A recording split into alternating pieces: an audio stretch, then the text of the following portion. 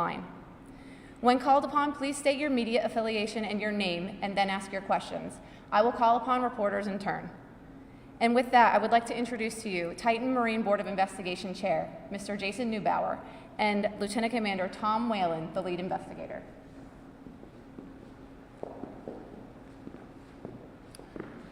Good morning, everyone. Thank you for being here today.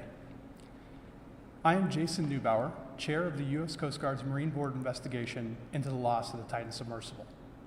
Today marks an important milestone in our ongoing efforts to understand and learn from the events leading up to this incident and the loss of the implosion of the Titan and the loss of the 5 lives on board. Over the past 15 months, our team has worked continuously in close coordination with multiple federal agencies, international partners, and industry experts to uncover the facts surrounding this incident. This tragedy has deeply affected not only the families and friends of those lost, but also the global maritime community and everyone involved in this investigation. The entire Marine Board extends our heartfelt sympathies to the families and friends of those lost. We recognize the immense pain and enduring grief this tragedy has caused, and we've been driven by a shared resolve to honor their memory by conducting a thorough and impactful investigation. The upcoming hearings will allow us to present our findings and hear directly from key witnesses and subject matter experts in a transparent form. These proceedings are not just a formality. They are a critical step in our mission to understand the contributing factors that led to the incident, and even more importantly, the actions needed to prevent a similar occurrence.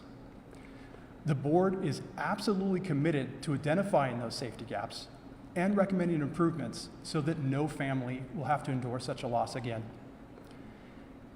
Today's press conference is an opportunity to discuss the procedural aspects of the hearing and what happened and what to expect over the coming days. We are open to questions specifically related to the processes and priorities of the Marine Board investigation. However, we ask you to hold off on questions related to specific evidence or findings, as that will be covered in detail over the proceedings. Thank you for your understanding and cooperation. I will now open the floor to any questions.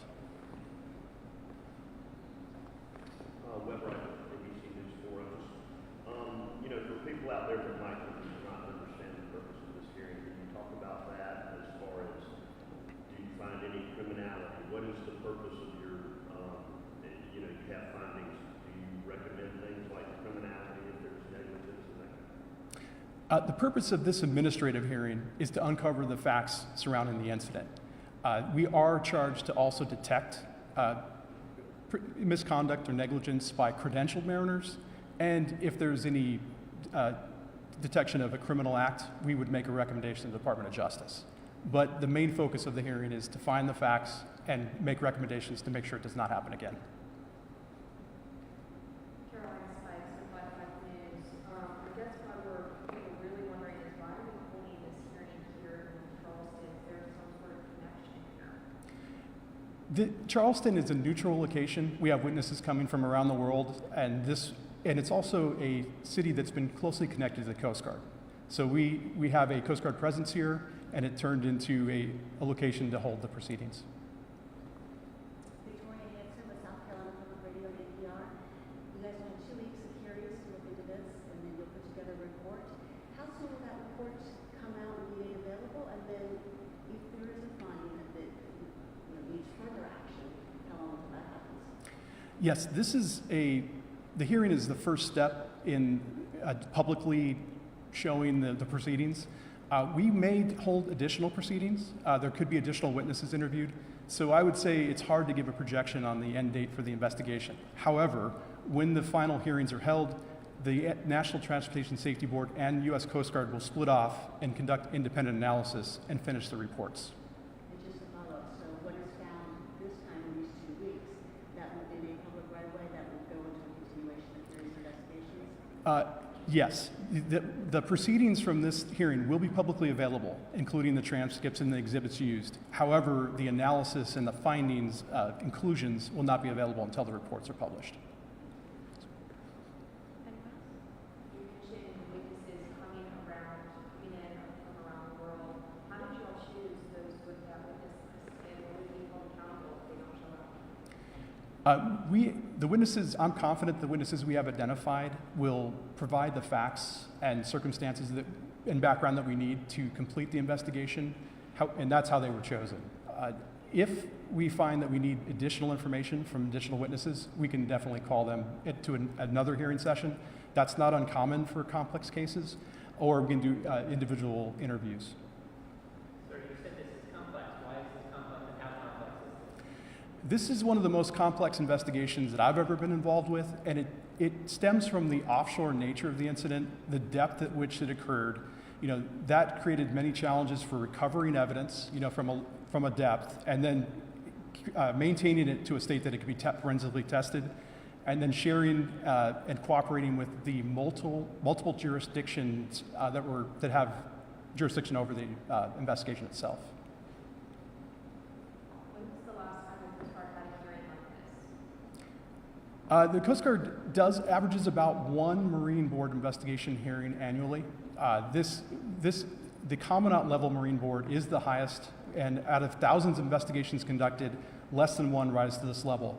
We've recently had some district formal investigations for fires on small passenger vessels, but the last Marine Board, it has been since a while. And I can get back to you on the exact date of the last Marine Board. What rate does the fact that several people passed away, does that raise this to a more intense level of investigation, other than simply like a fire on a ship? Certainly when there are passenger fatalities in any incident or crew member fatalities, that does raise the level of the investigation, the scope. And like, for example, in this case, we are going all the way back for the entire operations of OceanGate. And we're looking at the entire safety framework that's in place to oversee these types of operations. And I think you see that level of depth when there is loss of life. One last question, sorry. What are the possible outcomes of these hearings? Who are we seeing fines? Are we seeing criminal charges? What are we seeing? Yeah, the purpose of this hearing is really to make the necessary safety recommendations. And those safety recommendations can go domestically to the Coast Guard that oversees, federal regulations for these types of operations. But more importantly, I think we can also go globally to the International Maritime Organization that oversees the operations on the high seas and in foreign countries. So I think that's another possible outcome of this hearing, international standards, or recommendations towards those standards. Does anyone else have any other questions?